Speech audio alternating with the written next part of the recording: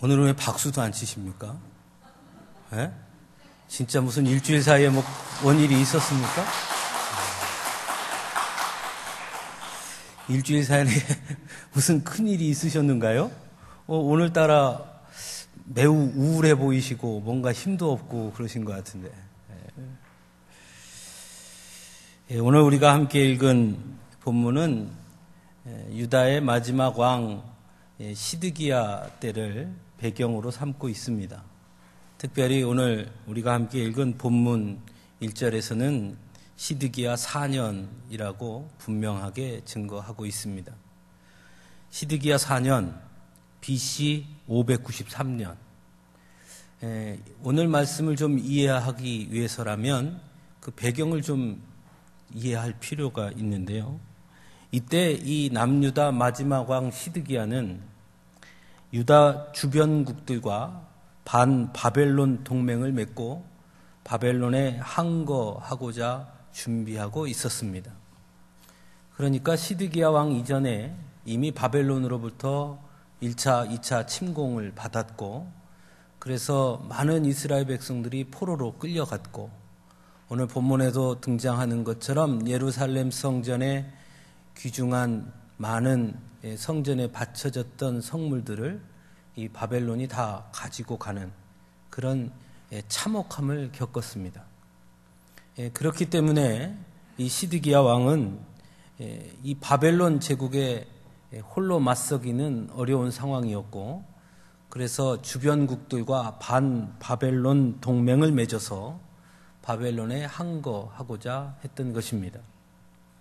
이러한 시드기야의 정책은 남유다 백성들에게 많은 지지를 받고 있었습니다. 즉 유다의 독립과 포로민들의 소환 또 회복에 대한 기대가 상당히 고조되고 있었던 시기였다는 것입니다. 이러한 때 오늘 본문에 나오는 선지자 하나냐와 선지자 예레미야가 충돌하게 됩니다. 오늘 우리가 함께 읽은 본문은 주로 하나냐의 예언의 내용들이 주를 이루고 있고요. 그 앞에 예레미야 27장에 보면 예레미야를 통해 하나님이 주신 말씀이 기록되고 있습니다. 먼저 하나냐는 반바벨론 동맹국들이 결국 바벨론을 꺾고 능히 제압할 것이라고, 그래서 승리를 거둘 것이라고 예언하고 있습니다.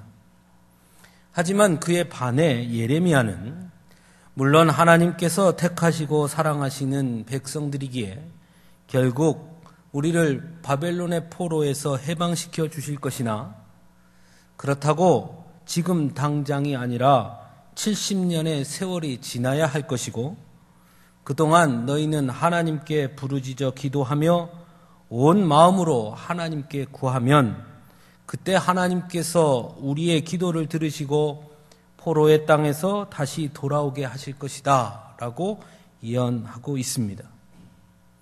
하지만 하나냐의 예언과 예레미야의 예언에 대해 유다 백성들과 시드기야 왕은 예레미야의 예언은 듣지 아니하였고 하나냐의 예언을 따르게 됩니다. 하지만 우리가 잘 아는 대로 하나냐의 예언은 거짓이었고 결국은 예레미야의 예언의 말씀대로 이루어진 것을 우리가 보게 됩니다. 그렇다면 왜 유다 백성들은 거짓 선지자 하나냐의 말을 따르게 된 것일까 하는 점을 생각해 볼 필요가 있습니다. 그것은 어떻게 보면 너무나 분명한 것입니다. 하나냐의 예언은 달콤한 승리에 대한 약속이었고 또 자신들이 기대하는, 자신들의 소망하는 것들로 가득했기 때문이었습니다. 즉 자신들이 듣기 좋아하는 말이었다는 것입니다. 그에 반해 예레미야의 입을 통해 주신 그 말씀은 자신들이 듣기에 매우 부담스럽고 거북했고 듣고 싶지 않은 이야기였기에 그들은 하나냐의 말을 따르게 된 것입니다. 어떻게 보면 그것은 그때뿐만이 아니라 지금 이 시대를 살아가고 있는, 아니 어쩌면 인간이라면 누구나 다 동일하다라고 말할 수 있을 겁니다. 듣기에 좋은 말, 축복, 성공, 승리에 관한 말을 듣는 것을 더 좋아하는 것은 어쩌면 인간의 인지상정 아닌가 하는 것입니다.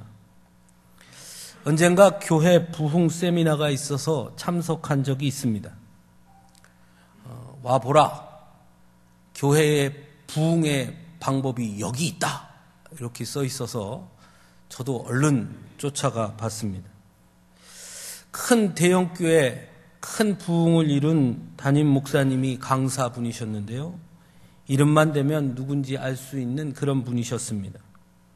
그분이 나오셔서 하시는 말씀이, 부흥을 원한다면 설교할 때 무조건 잘 된다, 복 받는다, 성공한다, 승리한다 라고 이야기하라는 것이었습니다.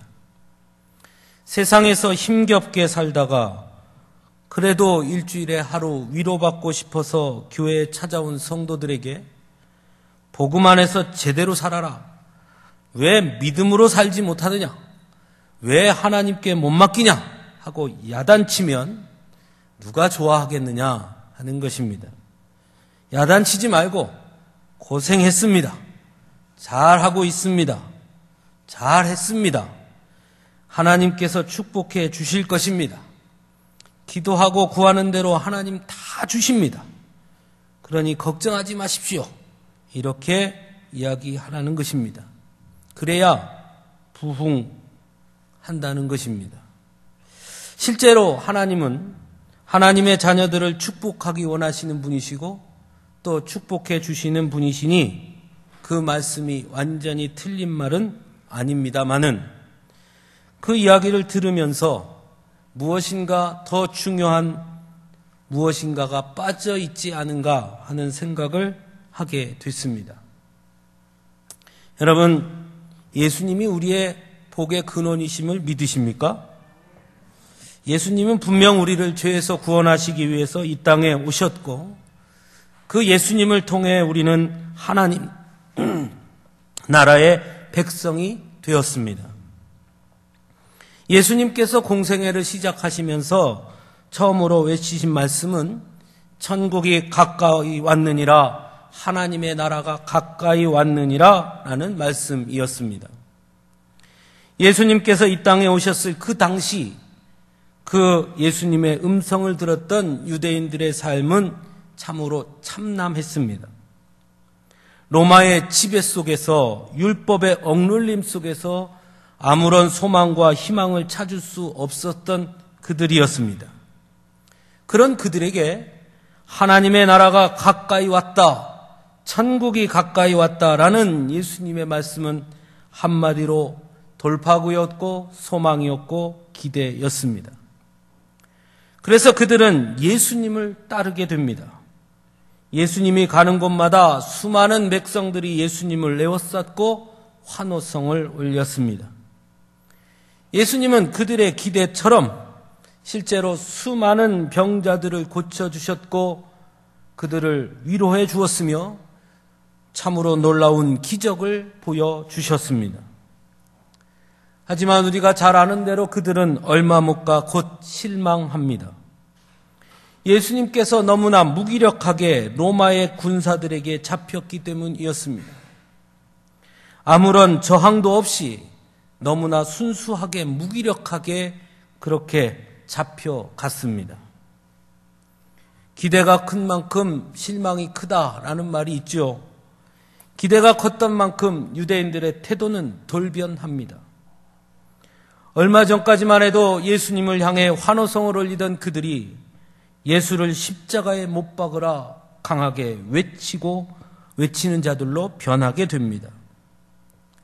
자신들의 기대와 소망을 송두리째 앗아간 예수님을 그들은 용서할 수 없었을 것입니다. 그런 측면에서 보면 유대인들의 모습이 한편 이해가 되기도 합니다.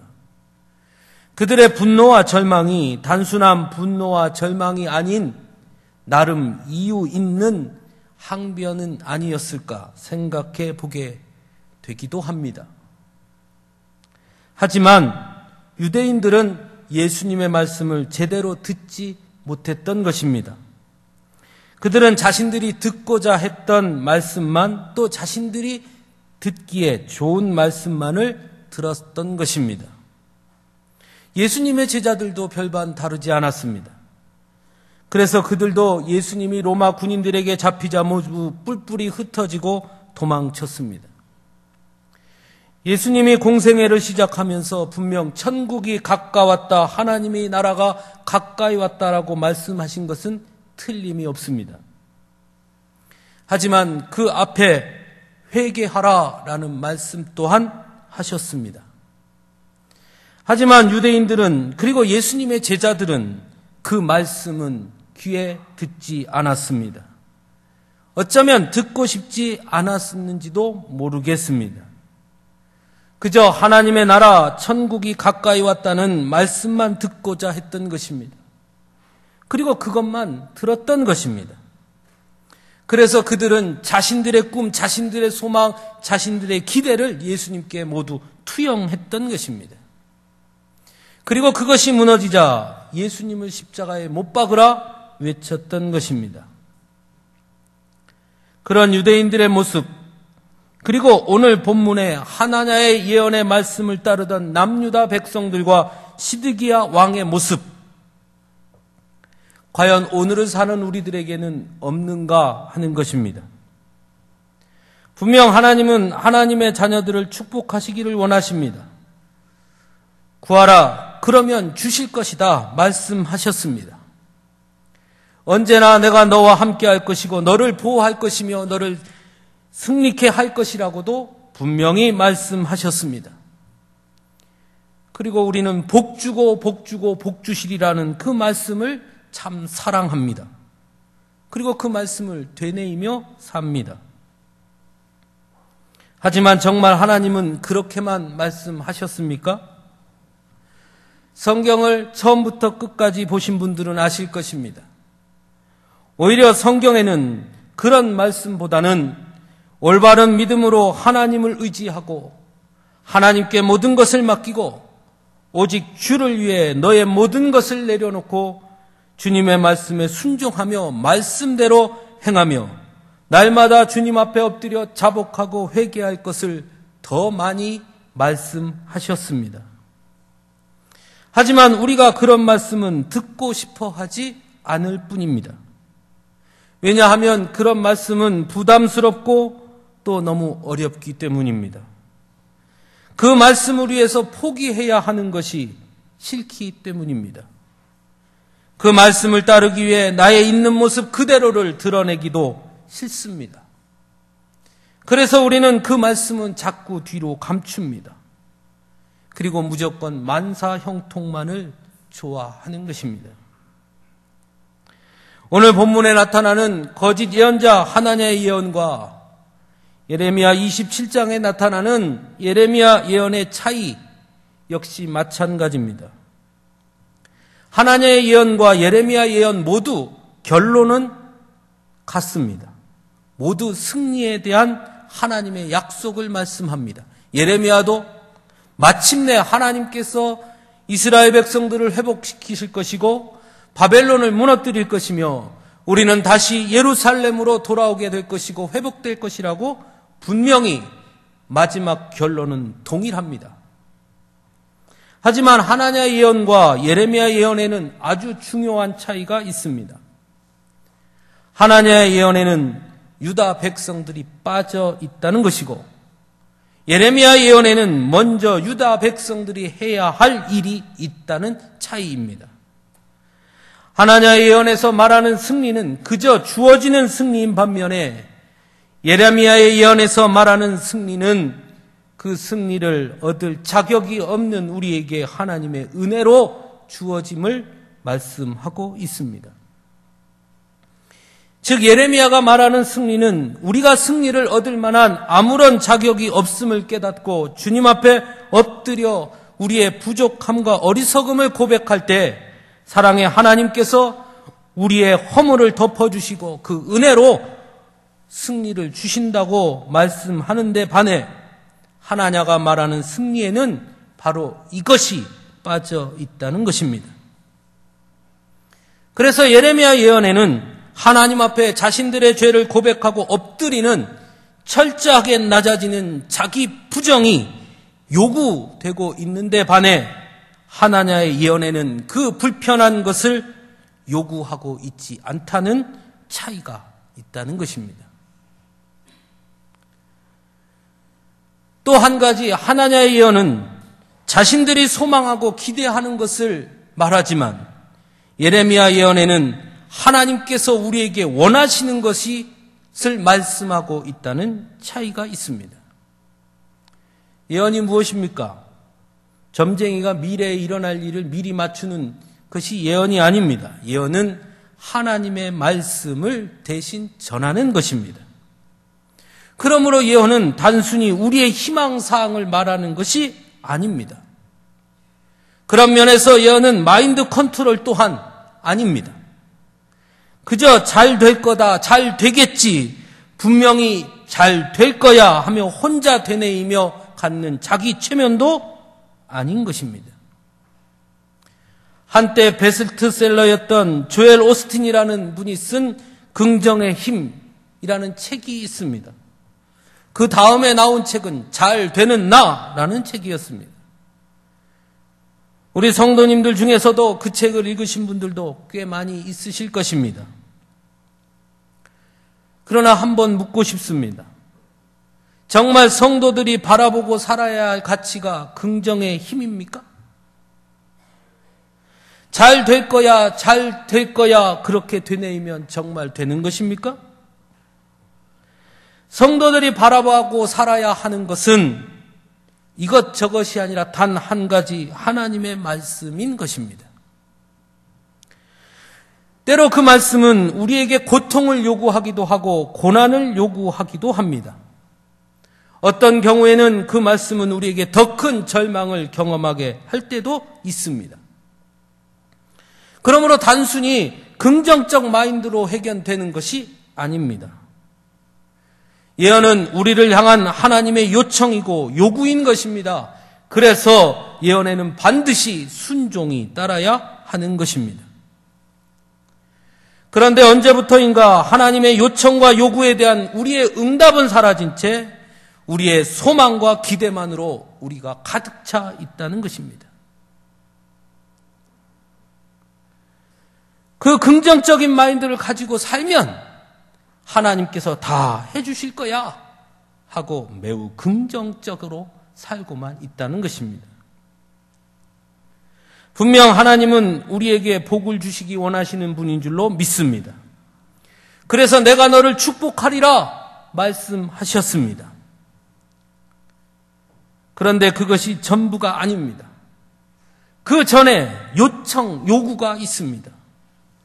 내가 내게 지시할 땅으로 가라! 그러면 내가 너를 하늘의 별과 같이 바다의 모래와 같이 번성케 하리라. 우리에게 먼저 요청하십니다. 너는 나를 믿고 의지하고 따르라는 강한 요청이 우리에게 있는 것입니다. 그것은 거부한 채 그저 잘 될 거야, 그저 복 주실 거야. 그것은 하나냐의 예언을 따르는 자들과 조금도 다르지 않은 것입니다. 사랑하는 성도 여러분, 하나님이 우리를 축복해 주시기를 원하시기 때문에 우리에게 요청하시는 것이 있음을 기억하시기 바랍니다. 많은 사람들이 부자가 되기를 하나님께 구합니다.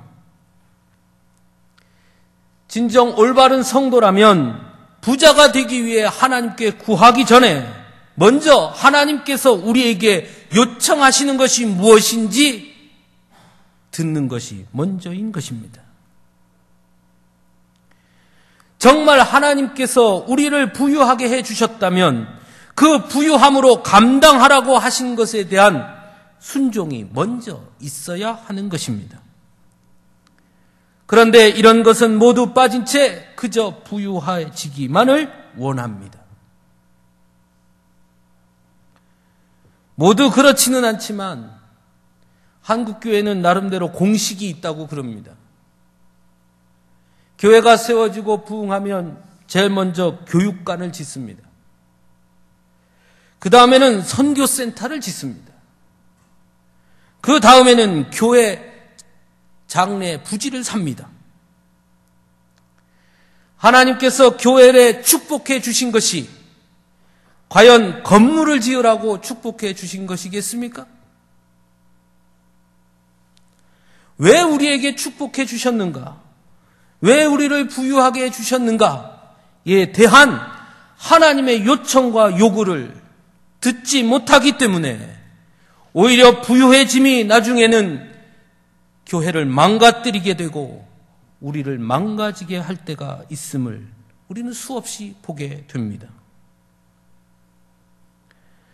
하나님께서 복 주시라는 그 말씀을 믿고 따르는 것만큼 하나님께서 우리에게 요구하시는 것이 무엇인지 깨닫는 것 또한 매우 중요하다라는 것입니다. 마지막으로 올바른 하나님의 말씀은 믿음을 수반한다는 것입니다. 인간의 생각과 판단으로는 불가능하므로 믿음이 없이는 받아들일 수 없는 말씀일 수 있다는 것입니다. 하나냐의 예언은 오히려 철저하게 인간적인 이해와 배경이 전제되어 있었습니다. 주변국들과의 반바벨론 동맹을 곤고히 함으로 그들은 충분히 바벨론에 항거할 수 있다고 여겼습니다. 그래서 자신들이 승리하게 될 것이라고 증거하고 있는 것입니다. 그래서 그 말씀을 따르게 된 것입니다. 그에 반해 예레미야의 예언은 불가능을 전제합니다. 지금 반바벨론 동맹을 맺어도 안 된다면 어떻게 바벨론에 완전히 망해서 포로 생활 70년 후에 하나님께서 다시 회복해 주실 것이라는 것을 믿을 수 있겠습니까? 반바벨론 동맹이라는 힘을 갖고 있어도 안 되는 것인데 그래서 완전히 바벨론에 멸망당해서 나라가 없어지고 70년 동안 종살이를 해야 하는데 어떻게 그 70년 뒤에 갑자기 우리가 해방되고 회복될 수 있다고 믿을 수 있겠습니까? 불가능한 것입니다. 그것이 당연한 것입니다. 그래서 예레미야의 말은 따를 수가 없는 것입니다. 그래서 믿음이 없이는 하나님의 말씀을 들을 수 없는 것입니다. 믿음으로 들어야 하나님의 말씀을 들을 수 있습니다. 그래서 예수님도 귀 있는 자는 들을지어다 말씀하셨고 귀가 있어도 눈이 있어도 믿음이 없이는 들어도 듣지 못하고 봐도 보지 못한다고 말씀하셨습니다. 남유다 백성들은 믿음으로 보지 아니했고 믿음으로 듣지 아니했고 자신들의 계산으로 보았고 들었습니다. 그래서 그들은 예레미야를 통한 하나님의 말씀은 외면한 채 하나냐의 거짓 예언을 따르게 된 것입니다. 사랑하는 성도 여러분, 저는 오늘 말씀을 준비하면서 제목을 듣기 좋은 말, 들어야 하는 말이라고 정해보았습니다. 성도가 어떤 사람이겠습니까? 우리는 듣기 좋은 말을 듣고 사는 사람들이 아닙니다. 우리는 하나님의 말씀을 듣고 사는 사람들입니다. 때로 그 말씀이 우리가 듣고 싶지 않은 말씀일 때도 있습니다. 때로는 그 말씀이 더 큰 근심으로 다가올 때도 있습니다. 예수님께 찾아왔던 부자 청년은 예수님의 말씀을 듣고 오히려 근심하며 갔다고 성경은 증거하고 있습니다. 하지만 그렇더라도 그 말씀을 따르는 것이 성도인 것입니다. 그 길이 비록 힘들고 어려운 길이라 하더라도 예수님의 말씀하신 그 말씀을 듣는 사람이 성도인 것입니다. 그래서 예수님도 미리 우리에게 말씀하셨습니다. 나를 따르려거든 좁은 길로 가라. 그 길을 걷는 자는 심히 적다고 말씀하셨습니다. 믿음의 사람이라면, 성도라면 그래도 그 길을 가는 것입니다. 남들이 다 외면해도, 남들이 모두 그것이 틀렸다 해도, 왜 사서 고생을 하느냐고 해도 그래도 그 길을 가는 것입니다. 왜냐하면 하나님이 말씀하셨으니 말입니다. 그리고 그것이 사는 길이기 때문입니다. 듣기 좋은 말을 듣고 사는 사람이 아니라 우리는 들어야 하는 말, 하나님의 말씀을 듣는 사람들이기 때문입니다.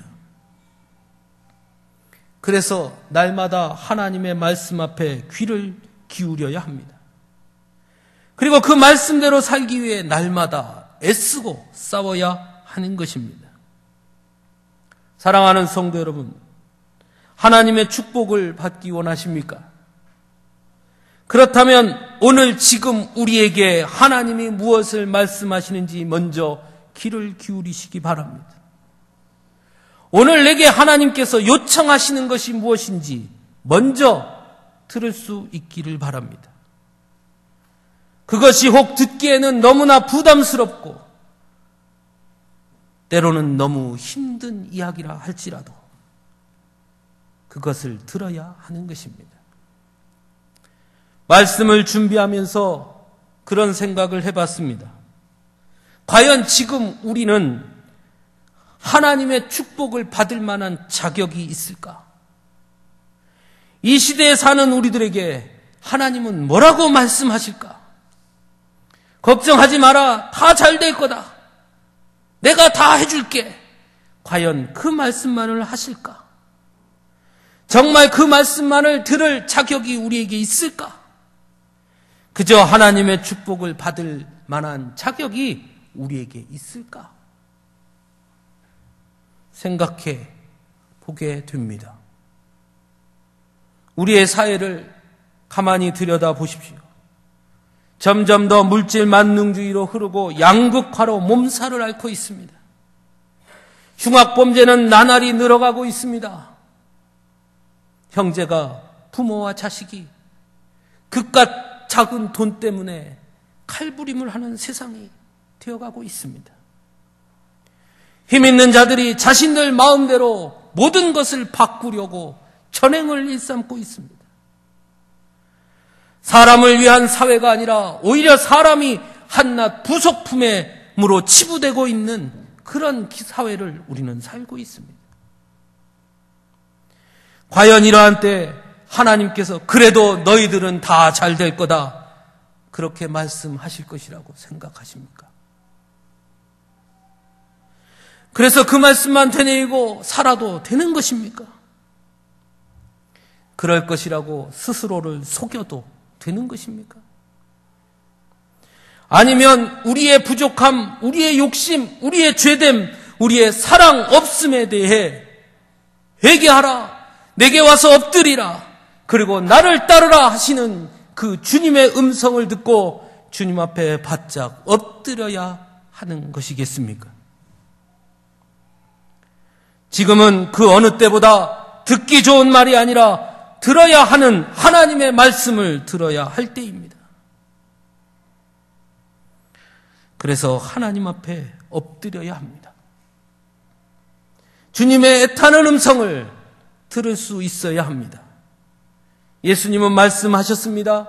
너희가 듣고 소리치지 않으면 길가에 돌덩이가 소리칠 것이다. 우리가 하나님의 음성을 외면하면 길가에 돌덩이가 소리칠 것입니다.